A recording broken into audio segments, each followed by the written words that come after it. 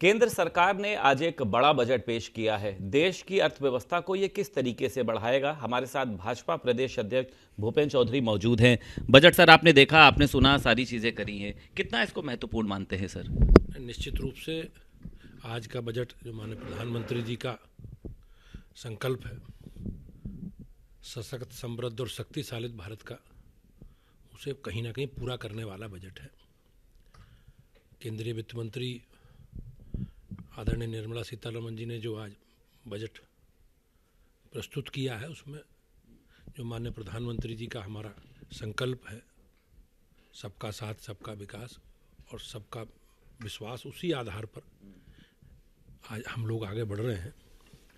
Budget में किसान, महिला, युवा, गरीब, समाज के सब वर्गों को की तरफ ध्यान दिया गया है और स्वास्थ्य और रोजगार की तरफ विशेष रूप से ध्यान दिया गया है। बजट में गांव, गरीब, किसान सहित समाज के सब वर्गों का ध्यान रखा गया है। किसानों के लिए भी जो लिमिट बढ़ाई गई है 3 लाख से 5 लाख की गई है, वो एक बड़ा कदम है। माननीय प्रधानमंत्री जी के नेतृत्व में किसानों के लिए एक बड़ी बात है। मोदी सरकार ने 12 लाख तक की आय को टैक्स मुक्त करने का काम किया, जिससे बड़ी संख्या में मध्यम वर्ग के नागरिकों को बहुत लाभ होने वाला है। निश्चित रूप से मैं ये कह सकता हूँ कि आज हमारी सरकार बजट में अनेकों योजनाएं आई हैं। जैसे बुजुर्गों को टैक्स में डबल छूट दी गई है, टीडीएस की सीमा 10 लाख तक बढ़ाई है, मोबाइल फ़ोन और ई कार सस्ते होंगे, ईबी मोबाइल की लिथियम आयन बैटरी सस्ती होगी, कस्टम ड्यूटी घटकर 2.5% घटी है, देश में अगले सप्ताह इनकम टैक्स का बिल आने वाला है, 1 करोड़ रुपए का अर्बन शहरों के विकास के लिए चैलेंज फंड बनने वाला है, शहरी क्षेत्रों में गरीबों की आय बढ़ाने की योजना बनेगी, 1 लाख से अधिक अधूरे घर पूरे होंगे, 2025 में 40,000 नए मकान हैंडओवर किए जाएंगे और हर घर नल से पहुंचाने के जल जीवन मिशन का ये कार्यक्रम अब 2028 तक बढ़ाने का निर्णय लिया है। 100 से अधिक शहरों में उड़ान योजना से जोड़े जाएंगे, पहाड़ी इलाकों में नए छोटे एयरपोर्ट बनेंगे।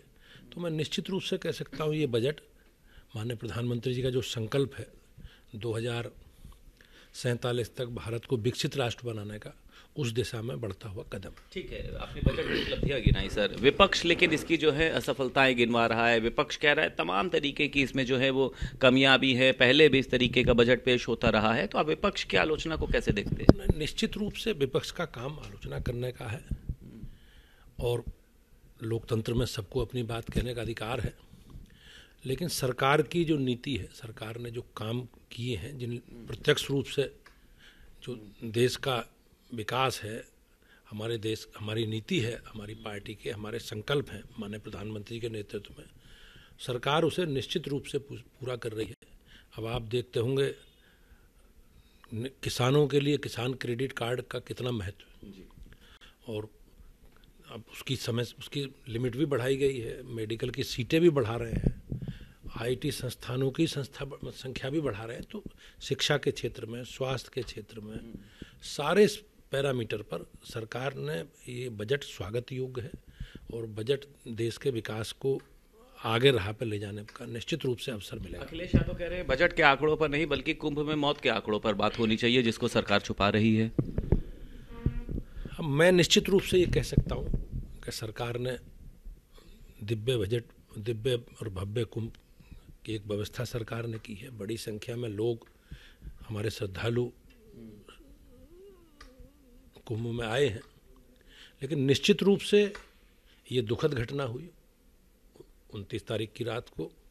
उसके लिए हम सब लोग, हमारी पार्टी की सबकी संवेदना पीड़ित परिवारों के साथ है और माननीय मुख्यमंत्री जी ने उनकी सहायता की घोषणा की है। निश्चित रूप से ये एक बहुत संवेदनशील मुद्दा है, किसी को इस पर राजनीति नहीं करनी चाहिए और जो भी पीड़ित परिवार हैं, सरकार को, हम सब लोगों को उनके साथ खड़ा होना चाहिए। ठीक है सर। अखिलेश यादव 3 फरवरी को मिल्कीपुर पहुंच रहे हैं, वहां पर एक बड़ी रैली को संबोधित करने जा रहे हैं। डिम्पल यादव भी वहां पर पहुंची थी, सीएम योगी भी शायद 3 फरवरी को पहुंच रहे हैं। तो आप मिल्कीपुर की सीट को किस तरीके से देखते हैं? मिल्कीपुर की विधानसभा का उपचुनाव होना है और समाजवादी पार्टी के षड्यंत्र के कारण जिस तरह उन्होंने कोर्ट में मामला उलझाया, उस विधानसभाओं के उपचुनाव के साथ उस विधानसभा का चुनाव नहीं हो पाया था। अब 5 तारीख को लोगों को मतदान करना है। भारतीय जनता पार्टी पूरे अपने एजेंडे के साथ, अपने पूरे कामकाज के रिपोर्ट कार्ड लेकर जनता के बीच में है।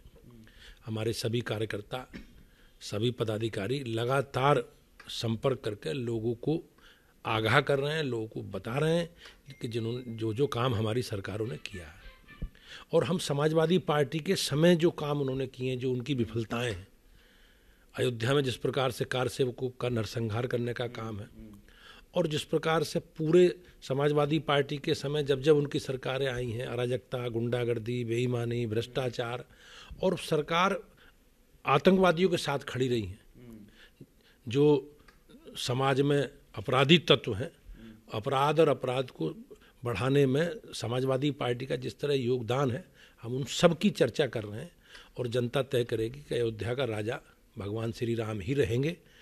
मुझे निश्चित रूप से पूर्ण विश्वास है। एक आखिरी सवाल सर, दिल्ली विधानसभा चुनाव में सर क्या लगता है आपको, इस बार बदलाव होगा? क्योंकि अखिलेश यादव केजरीवाल का समर्थन करने पहुंचे थे, तो या तो राहुल गांधी से भी उनकी टकराव की स्थिति चल रही है, तो दोनों पर सर मैं जानना चाहूंगा कि क्या बदलाव होगा और इन लोगों में कमजोरी आई है? रूप से ये बेमेल गठबंधन लोकसभा चुनाव में था, ये कोई वैचारिक गठबंधन इनका था नहीं। इनके एजेंडे में अपना परिवार है, अपने निजी हित है। देश का, समाज का एजेंडे में विकास इनके एजेंडे में नहीं है। देश की जनता इनकी प्राथमिकता में नहीं है। हमारी सरकार की, मोदी जी की प्राथमिकता में देश के 140 करोड़ लोग हैं और उनके विकास के लिए, उनका जीवन स्तर कैसे बेहतर हो, इसके लिए सरकार लगातार प्रयास कर रही है।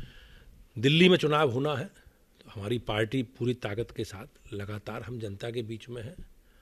अब आप जानते हो कि बेमेल गठबंधन था, जूतों में दाल बटनी थी, और ये दिल्ली के चुनाव में सारी चीज़ें आपके सामने हैं। लेकिन प्रदेश और देश की जनता समझ चुकी है। आपने देखा होगा हरियाणा में या महाराष्ट्र के चुनावों में या बाई इलेक्शनों में जिस प्रकार से परिणाम आए, और निश्चित रूप से दिल्ली की जनता भी समझी हुई है, और समाज जो आम आदमी पार्टी का, इन विपक्षी लोगों का चरित्र है, उसको बेनकाब करने का काम 5 तारीख को करेंगे। बहुत शुक्रिया बात करने के लिए। हमारे साथ भारतीय जनता पार्टी के प्रदेश अध्यक्ष भूपेंद्र चौधरी मौजूद थे। लखनऊ से वीडियो जर्नलिस्ट पंकज निगम के साथ संदीप खेर, भारत समाचार।